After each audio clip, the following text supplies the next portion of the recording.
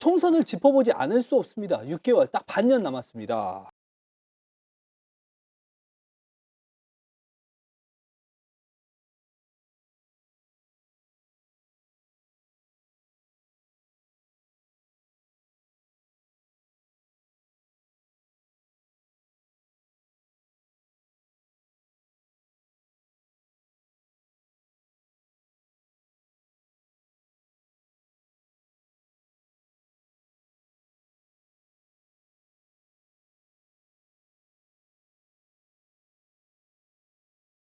국민의힘에서는 가장 먼저 우리 하태경 의원이 부산에 탄탄한 자신의 지역구를 놔두고 수도권으로 출마하겠다고 했습니다. 그러면서 우리 천하람 위원장께서는 하태경 의원 빼고도 여러분들이 특히 우리 친윤 쪽에서 많이 이렇게 좀 나오셨으면 좋겠다라고 하셨는데 네. 지금 그런 움직임은 있습니까? 어떻습니까? 있으려고 하다가도 쏙 들어가겠죠. 네. 왜냐하면 네. 이게 이제 수도권에서 좀 해볼만 해야 맞아요. 중진들 입장에서도 나와서 내가 뭐 음. 그래도 국민의힘이 해볼 만한 뭐 마포나 성동이나 뭐 강동이나 뭐 이렇게 약간 한강벨트 위주로 해서 내가 한번 도전장을 내밀어 보겠다라는 얘기가 나오는데 서울로 오겠다라고 해놓고 강남 주세요라고 할 수는 없잖아요. 그렇죠. 그거는 네. 뭐 의미가 없는 네. 거니까. 그러니까 지금 스스로 좀 축소되는 악순환의 사이클에 지금 들어간 겁니다. 물론 이렇게 오히려 상황이 안 좋을 때 이 상황을 타개하기 위해서 나부터 그러면 수도권 출마를 선언해서 상황을 반전하겠다. 그런 분들이 있으면 너무 좋죠. 뭐 장제원, 권성동, 뭐 김기현 대표 이런 분들이 이 지금 안 좋은 분위기를 타개하기 위해서 내가 먼저 던져서 다른 좋은 인재들을 우리가 불러 모으겠다라고 하면 좋은데 그럴 정도로 우리 친윤들이 정신이 똑바로 이제 박혀 있었다면은 이런 선거 결과가 안 나왔겠죠. 네. 자, 그럼 민주당은 어떻습니까? 민주당은 이제 수도권, 서울 분위기 좋습니다. 그러면 이제 중진들 수도권에 출마해라. 여기 험지 아니다. 어떻습니까? 가능할까요? 좀 뭐 당내에서도 그런 얘기는 있었어요. 음. 특히나 삼선 동일 지역구 삼선 출마 금지를 네. 과거에 좀 내세우지 않았습니까? 이걸 당론으로 해야 된다. 근데 이제 그게 뭐 그러니까 어떤 헌법상의 권리 침해 여지가 있어서 뭐 당론으로 채택은 안 됐습니다만은 공천에서의 기준은 될 수는 있죠. 네. 그렇기 때문에 저는 예를 들어서 특히나 수도권 삼선 386 저는 그분들에게 정치를 그만둬라. 라고 얘기하고 싶지는 않아요. 그동안 쌓아온 한 20년 넘게 쌓아온 본인들의 업적이 있고 그렇기 때문에 또 그분들 고향이 또 부산인 경우도 있고요. 또 어디 충청도인 경우도 있고 그래서 대구인 분들도 있어요. 네. 뭐 추미애 의원이나 이런 그렇죠. 분들. 그런 경우는 거기 가셔라. 오히려 민주당의 외연을 확장해야 된다. 예. 특히나 민주당이 전국 정당에서 가장 중요하게 밑받침이 되는 게 PK 지역이에요. 예. PK 지역에서 흥했을 때 당이 흥하게 되고 그래서 이제 TK까지 가게 되면 거의 전국 정당화가 예. 되는 것이거든요. 물론 지금도 뭐 전국에서 많은 지지율을 최소한 뭐 20% 정도의 지지율 안 나온 곳에서도 나오고 있기 때문에 저는 어느 정도 지금 수도권 정당, 전국 정당이 됐다고 생각합니다만은 지금 PK가 지난 선거에서 너무 많이 무너졌거든요. 그렇기 지난 때문에 선거면 지방선거 말씀하시는 건가요? 아니요, 뭐 지방선거뿐만 아니라 총선에서도 많이 잃었죠. 그 전에 예. 민주당이 PK 지역에서 한 6석인가 7석인가 가지고 있다가 예. 3석으로 줄었거든요. 그렇기 때문에 예. 지난 총선에서는 우리가 대승을 했지만 오히려 PK에서는 졌어요. 예. 그렇기 때문에 이번에 저는 뭐 예를 들어서 뭐 이인영 통일부 장관이라든지 이런 분들이 오히려 저는 내려가셔서 아니면 뭐 윤건영 의원 같은 분들이 근데 윤건영 의원 초선인데 구록이긴 한데 초선이어가지고 네. 가시란 말을 못 하겠는데 네. 하여튼 뭐 저는 3선 이상의 어떤 그 586 운동권이 근데 또 대중적으로 많이 알려진 분들은 저는 다시 고향으로 가셔가지고 아니면 험지에 가셔서 확장하는 게 낫다. 또 하나 궁금한 게 이제 여당에서는 이른바 이제 한동훈 장관이라든지 원희룡 장관과 같은 정치 일을 할 수 있을 것 같은 그러면서 이제 총선이 6개월 남았으면 이제 서서히 나올 거면 전면에 좀 배치해야 되는 거 아니냐. 지금 분위기는 어떻습니까? 한동훈 장관은 점점 나오기 어려운 분위기로 가고 있죠. 그래요?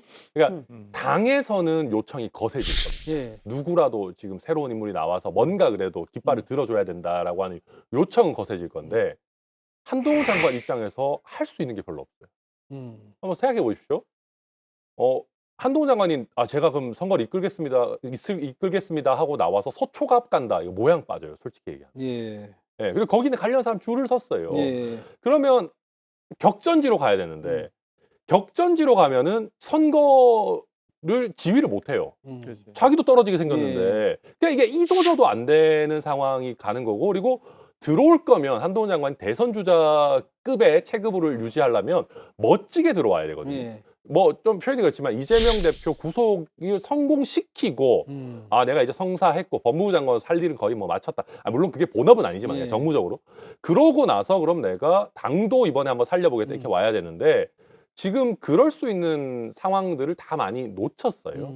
그러니까 굉장히 오기가 좀 어색한 그런 예. 상황이 됐다. 좀 그렇게 봅니다. 저는 그럼, 한동훈 장관 안 나온다고 봅니다.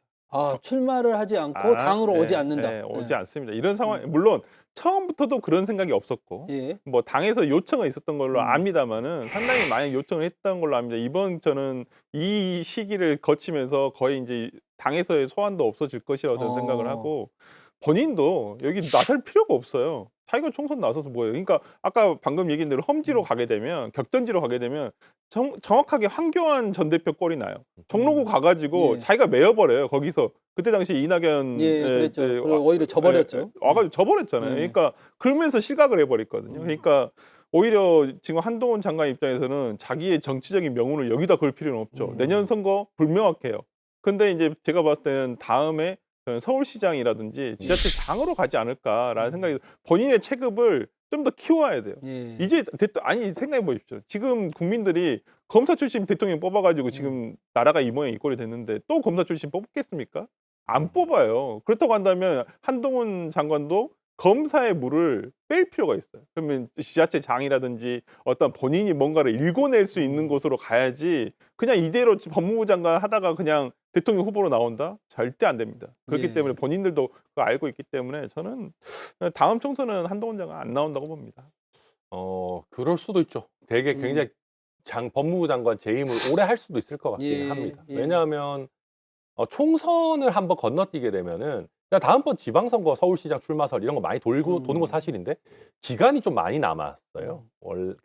그래서 뭐 한동안은 뭐 국무총리로 또 한번 올라갔다가 뭐 나오는 거 아니냐 이런 얘기도 당내에서 돌고 했는데 지금 분위기를 봐서는 민주당이 국무총리 시켜줄 리가 만무해요. 절대 인준 아니에요. 예, 그러니까 아마 이번 총선을 건너뛴다고 하면은 굉장히 장수하는 법무부 장관으로 있다가 예. 뭐 얘기하신 것처럼 지방선거에서 뭐 서울시장이나 경기지사나 뭐 이런 걸로 뭐 할 생각도 가지지 않겠나 전망합니다. 네, 이제 그러면 분위기 좋은 민주당 이야기도 한번 좀 해보죠.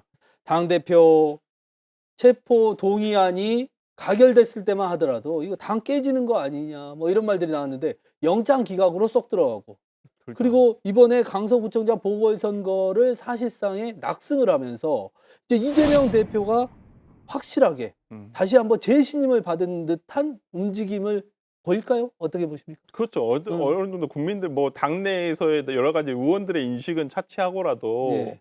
국민들이 느끼시는 게 제일 중요하지 않겠습니까? 예. 국민들이 그렇게 느끼시는 거예요. 아, 이재명 대표 죄가 없었네. 예. 아니면 뭐 재판 가봐야 한다고 하지만 뭐 별게 있을까?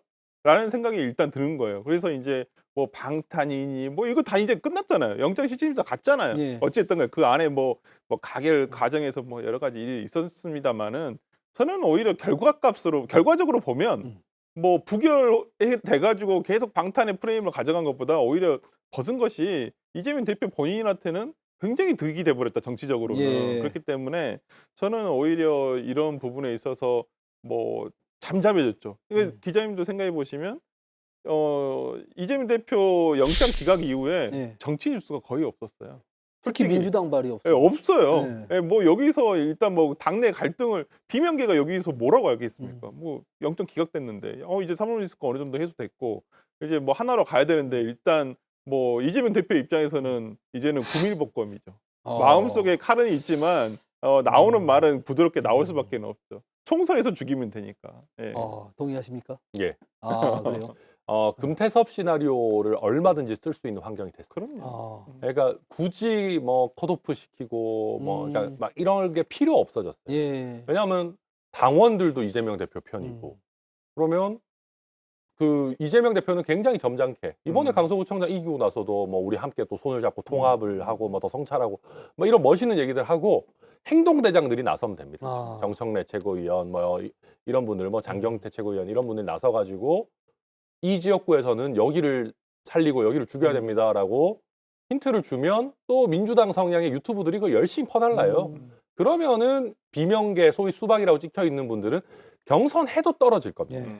그러면 이분들도 뭐라 얘기하기가 어려워져요. 경선 기회를 줬으면. 무소속 예. 출마도 안 돼요. 네, 예. 뭐 출마도 안 되고. 그러니까 음. 지금 이재명 대표 입장에서 꽃놀이패를 사실 맞아요. 쥐고 있는 것이고, 물론 뭐 이런저런 업다운은 계속 있을 겁니다. 예. 왜냐하면 앞으로 이제 타법 리스크라는 게 완전히 없어진 건 아니고 재판도 받아야 되고, 그리고 우리가 기준이 너무 높아져서 막 백현동 대장동 기준이 높아져서 그렇지 예. 위중교사도 되게 중요한 범죄예요. 예. 이게 제가 참 보면서 우리 정치의 참 도덕적 기준이 너무 낮아졌다 생각하는데, 어쨌든 간에 여러 고비들은 있겠지만 현재로서는 비명계가 특별하게 살아날 구멍이 보이지는 않습니다. 예. 근데 제가 여기서 말씀드리자면 조만간에 신당의 움직임이 있을 거예요. 우리가 소위 얘기하는 조국 신당의 움직임은 조만간에 출현할 겁니다. 이미 신당의 움직임이 있지만 금태섭 뭐 전 의원이라든지 아니, 양현자 의원 지금 그런 안 신당이 되잖아요. 아니라 네. 이제는 민주당에서 오히려 더 왼쪽에 있는 약간 열린민주당 어. 장난 네. 움직임이 있어요. 저는 이게 조만간에 구체화 될 것이라고 제가 말씀드릴 수 있고 뭔가를 알고 계시는 건가요? 아니면은 전망인 건가요? 그냥?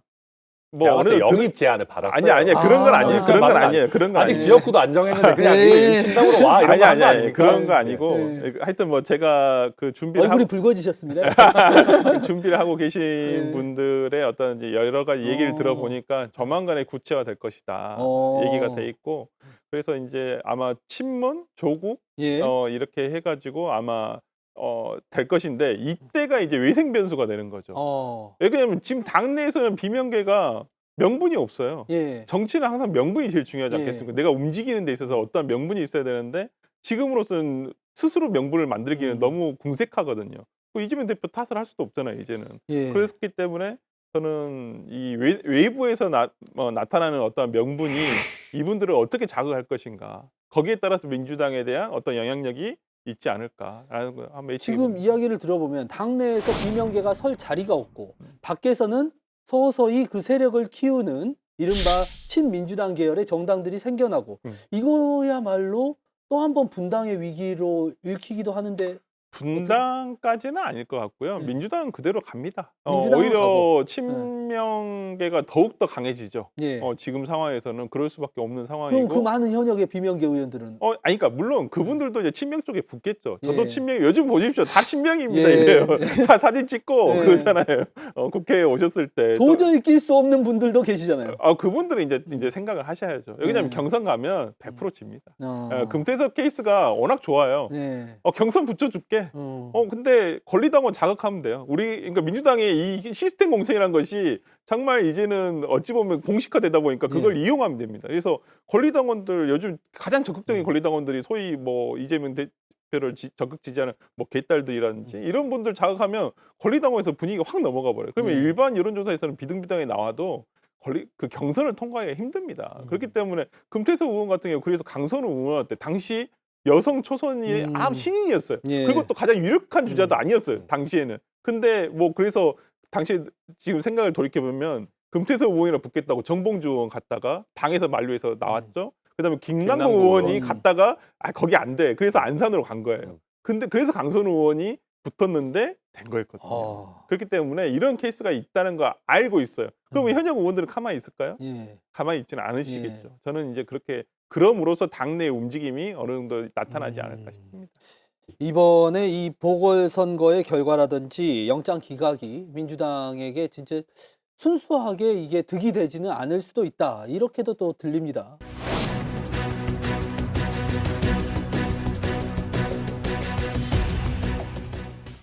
그렇다면 이게 지금 사실은 인사청문회 이거 왜 하냐 뭐 이런 의견도 있거든요. 지금 보면은 윤석열 정부에서 1년 5개월 동안 지금 청문 보고서 채택도 안 됐는데 임명 강행한 게 벌써 18명, 김행 장관까지 하면 19명이에요. 물론 문재인 정부에서 24명이나 되긴 하지만 이 기록 세우실 것 같아요. 전 정권과 현 정권 다 별로 이렇게 국회의 인사청문을 사실상 무력화하는 그래서 이번에 이제 뭐 그 입법을 좀 보완을 해야 된다. 네. 그래서 뭐 자료 제출하지 않는 경우에 처벌 규정을 둔다든지 네. 아니면 인사청문회를 하다가 중간에 나가버린다든지 이러면 사퇴로 사실상의 사퇴다. 네. 간주하겠다라고 참 김행 후보자가 많은 걸 남기고 간 것 같아요.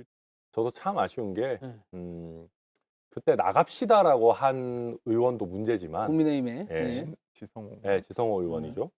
근데 그때 정말 저는 김행 후보자가 여러 뭐 의혹도 나오고 뭐 이런 태도 논란도 있고 막 했지만은 그때 저는 그래도 이게 국민들의 대표가 질의하시는 건데 저는 뭐 앉아는 있겠습니다라고 했다면은 저는 사실 이 정도까지 역풍이 있지는 않았을 거라고 네. 봐요. 그러면 그냥 야당에서 동의 안 하고 임명해도 그냥 수많은 그냥 뭐 18명 앞서 18명과 똑같은 정도의 그냥 뭐 좋진 않지만 어쨌든 최소한의 책임감이 있네라고 하고 넘어갔을 텐데 여기서 일어나서 나와버리는 그 선택이라는 게 이건 굉장히 돌이킬 수가 없는 거거든요. 여당 입장에서도 뭐라 얘기하기 어려워요. 입장 바꿔서 민주당 정권일 때 민주당의 후보자가 그치. 하다가 중간에 아무리 민주당 의원들이 가자고 뭐 했더라도. 위원장의 중립성을 문제 삼으면서 나갑시다라고 해서 나갔다 그러면 저희가 거기다 대고 뭐라 그러겠습니까? 뭐 잘했다고 박수 치진 않을 거 아니에요. 그러니까 이게 굉장히 안 좋은 선례를 남겼다. 저는 짜고 한 것 같아요.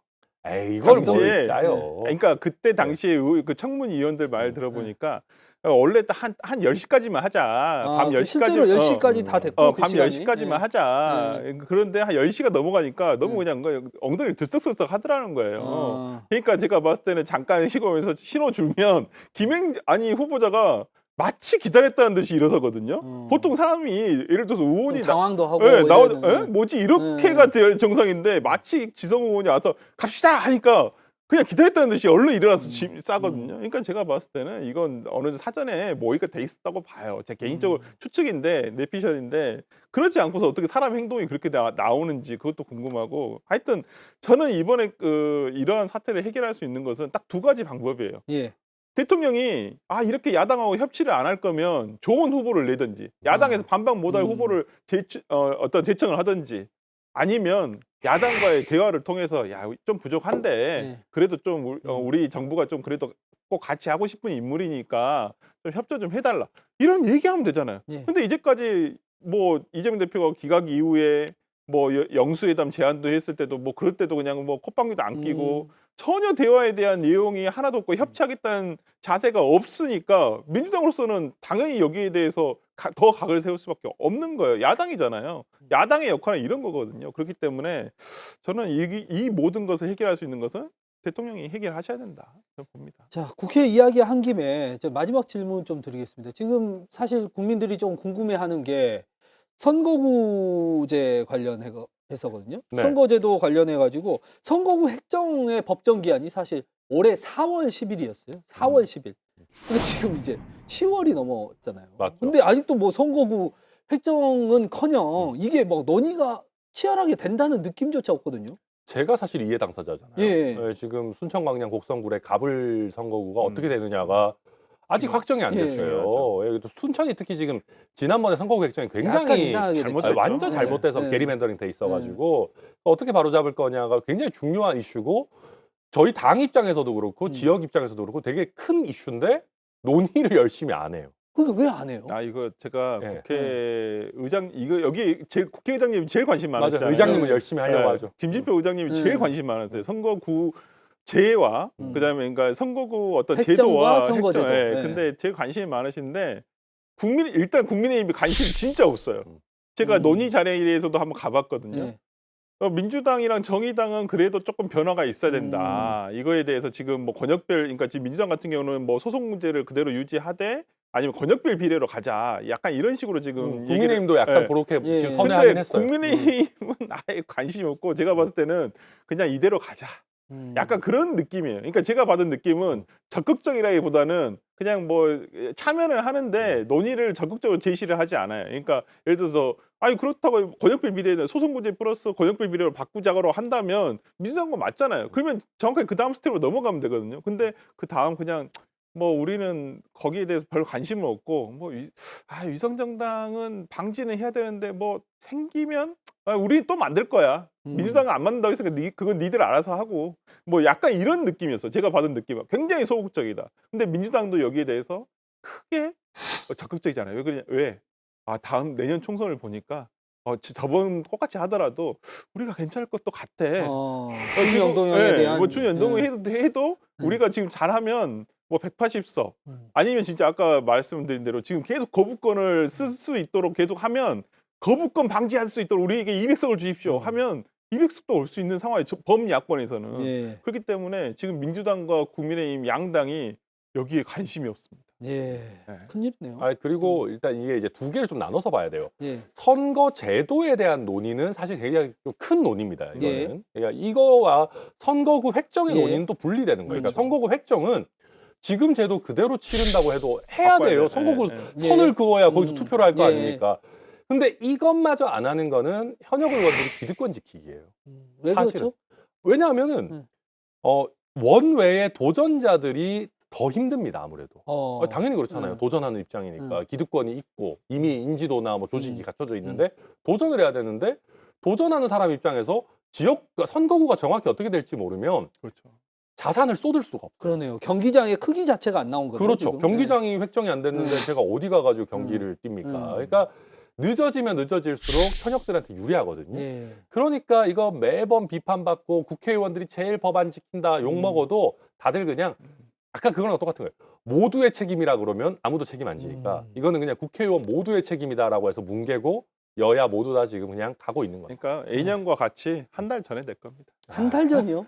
지난 총선 때도 한 달 전에 됐어요. 거의 한 두 달 전쯤 됐던 것 같아요. 지금 선거구 내일 획정이. 모레면 예비 후보 등록도 해야 되는데. 아니 상관없어요. 이건 획정은 네. 이렇게 조금씩 나누고 지금 이제 문제가 뭐냐면 지역구 없어지는 지역. 예. 그다음에 경기도 같은 경우는 지금 최소 3군데 이상을 늘려야 늘어나요. 되거든요. 예. 인구수가 넘어버리기 예. 때문에 그렇기 때문에 지금 근데 이게 진짜 현역 의원들은 어떻게 해서든 특히 없어질 지역 같은 경우는 지켜내야 되니까. 예. 그리고 근데 여기 안 없어지면 한정돼 있잖아요. 숫자는 한정돼 있으니까. 근데 경기도가 지금 안 생긴다. 근데 이게 문제가 뭐냐면 이현적인 선거구가 하나가 생기면 전체 선거가 무효가 됩니다. 법적으로는 헌법적으로는. 맞아요. 왜냐면 다 연동된다. 예. 그렇기 때문에 이거에 대해 이제 관심을 가질 텐데 제가 볼 때 이거 한 2월 빨라야 2월 말. 그리고 저는 국민의힘 입장에서 참 아쉬운 게 그러니까 아무것도 안 하고 있지는 않아요. 뭐 저한테도 권역별 비례에 대한 의견이 어떠냐 뭐 물어보기도 하고 지난번에 김기현 대표 뭐 예. 순서 올렸을 때도 이런저런 얘기 나누고 국민의힘도 나름대로 뭐 병리평으로 돌아갈 거냐 막 논의는 하고는 있는데 할 거였으면 강서구청장 선거 결과가 나오기 전에 했었어요. 왜냐하면 선거구 재협상이라는 거는 양쪽 다 우리가 질 수도 있겠다라는 위기감이 있어야 어느 정도 그냥 그렇지. 서로 용납할 수 있는 제도로 가거든요. 그러니까 시간을 약간 돌이켜서 우리가 올해 초만 해도 중선거구제 얘기까지 나왔었습니다. 예. 맞아요. 제가 국민의힘 당대표라면 그때 중선거구제 안 받은 거 땅을 치고 후회하고 있어요. 왜냐하면 중선거구제로 가면 수도권 의석이 어느 정도 비슷하게 나눠져요. 그렇죠. 네. 그러면은 크게 참패하거나 막 대승도 못하지만 어느 정도 안정적인 의석수로 가져갈 수 있을 텐데 지금 자칫 잘못하면 국민의 입장에서는 참패를 하고 민주당은 뭐 200석 이런 얘기를 하게 됐거든요. 이러면 이제 선거구제 개편에 대한 논의는 거의 없어집니다. 안 되죠. 예. 이게 엄청 예민해요. 당에서는 유불리에 따라서 조금이라도 이게 자기들의 한 석이라도 가져가기 위해서 정말 예민하거든요. 그렇기 때문에 여기에 대한 논의가 진전이 왜 이것을 1년 전에 하라고 하냐면 그 유불리를 따지지 말고 해라라는 것인데 맞아요. 지키지를 않네요. 안 지키. 국회가 최소한의 일이라도 하는 모습을 좀 보여줘야 되지 않을까 싶습니다. 자, 오늘 이야기 여기까지 듣도록 하겠습니다. 한마디 말로 사람을 감동시키고 세상을 변화시키는 KBC 시사 토크쇼 촌철살인 이번 주 여기서 마칩니다. 시청해주신 여러분 고맙습니다. 두 분 감사합니다.